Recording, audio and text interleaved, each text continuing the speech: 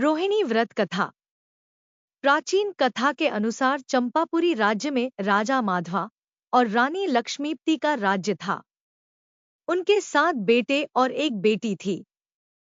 एक बार राजा ने बेटी रोहिणी के बारे में ज्योतिषी से जानकारी ली तो उसने बताया कि रोहिणी का विवाह हस्तिनापुर के राजकुमार अशोक के साथ होगा। इस पर इसके बाद राजा ने स्वयंवर का आयोजन किया। इसमें रोहिणी अशोक का विवाह करा दिया गया। बाद में रोहिणी अशोक राजा रानी बने। एक समय हस्तिनापुर के वन में श्री चारण मुनिराज आए। उनके दर्शन के लिए राजा पहुंचे और धर्मोपदेश ग्रहण किया। बाद में पूछा कि उनकी रानी शांतचित्त क्यों है। तब उन्होंने बताया कि इसी नगर में एक समय में वस्तुपाल नाम का राजा था, जिसका धनमित्र नाम का मित्र था, जिसकी दुर्गंधा नाम की कन्या पैदा हुई। लेकिन धनमित्र परेशान रहता था कि उसकी बेटी से विवाह कौन करेगा। लेकिन बाद में उसने धन का लालच देकर वस्तुपाल के बेटे श्रीशेण से दुर्गंधा का विवाह कर दिया। इधर दुर्गंधा की दुर्गंध से परेशान होकर श्रीशेण 1 माह में ही कहीं चला गया। इसी समय अमृतसेन मुनिराज वहां आए। धनमित्र और दुर्गंधा उनके दर्शन के लिए पहुंचे।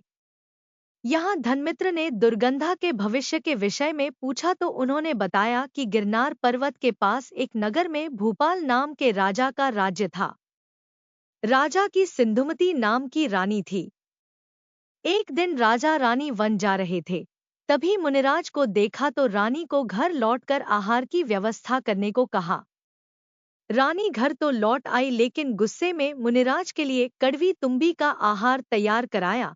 इससे मुनिराज को बहुत कष्ट और उनकी मृत्यु हो गई। राजा को इसका पता चला तो उन्होंने रानी को महल से निकाल दिया।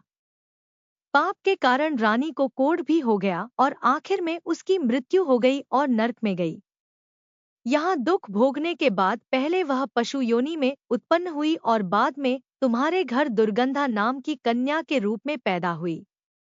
इस पर धनमित्र ने ऐसे व्रत के बारे में पूछा जिससे उसका पाप कटे, जिस पर मुनि अमृतसेन ने उन्हें रोहिणी व्रत का महत्व और विधि बताई। दुर्गंधा ने ऐसा ही किया और संन्यास व मृत्यु के बाद स्वर्ग गई, वहां से तुम्हारी रानी बनी। इसके बाद राजा अशोक ने अपनी कहानी के बारे में पूछा तो मुनिराज ने बताया कि भील के जन्म में तुमने भी मुनिराज को कष्ट दिए थे।